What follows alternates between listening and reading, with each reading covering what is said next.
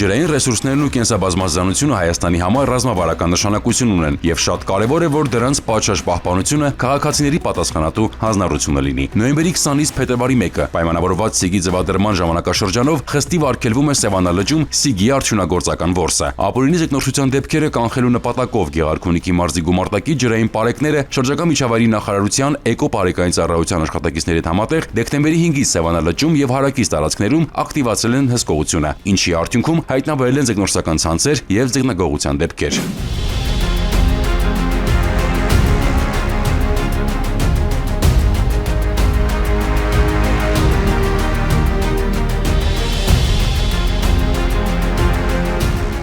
Դեկտեմբեր ամիսը համընկնում է Սիգ տեսակի ձկնատեսակի ձվադրման հետ, այդ իսկ պատճառով նշված ժամանակահատվածում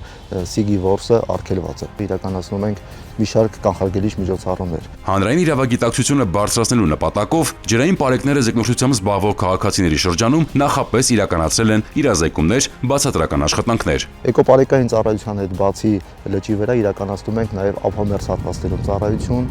հսկողությունը ուժեղացրել ենք հատկապես լողամիջոցների դուրսբերման նկատառումներով, ինչպես նաև որսամիջոցների, որսագործիքների դուրսբերման նպատակով։ Իրավախախներին հայտնաբերելու ուղղությամբ շուրջօրյա ծառայություն է իրականացվում, կիրառելով նաև անօդաչու թռչող սարքեր։ Ջրային պարեկներն ու էկոպարեկային ծառայության աշխատակիցները հորդորում են ռիսկի չդիմել, ցանկացած իրավախախտ հայտնաբերվելու եւ պատասխանատվության ենթարկվելու։ Համագործակցում ենք ջրային պարեկների հետ։ Միասին շատ արդյունավետ աշխատանք է իրականացվում։ Արդեն Սևանա լճի տարբեր հատվածներից հայտնաբերվել են քողարկված 1 տասնյակից ավել լողամիջոցներ, որոնք տեղափոխվել են հատուկ պահպանվող տարածք,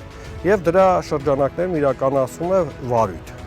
Ձեռնարկված միջոցառումների արդյունքում ոստիկանության ծառայողների կողմից դեկտեմբերի 4-ից 8 ընկած ժամանակահատվածում ապօրինի ձկնորսության մի շարք դեպքեր են բացահայտվել։ Մասնավորապես Տավուշի մարզի պարեկները Սպիտակ քաղաքի բնակչի մեքենայում հայտնաբերել են ապօրինի որսած 210 սիգ։ Ապօրինի ձկնորսության դեպքեր են հայտնաբերել նաև ջրային պարեկները։ Սևան Մարտունի Գետապ ճանապարհին Նորատուզ գյուղի բնակչի մեքենայում հայտնաբերվել է 154, իսկ Սևան քաղաքի բնակչի մեքենայում 82 ապօրինի որսած սիգ։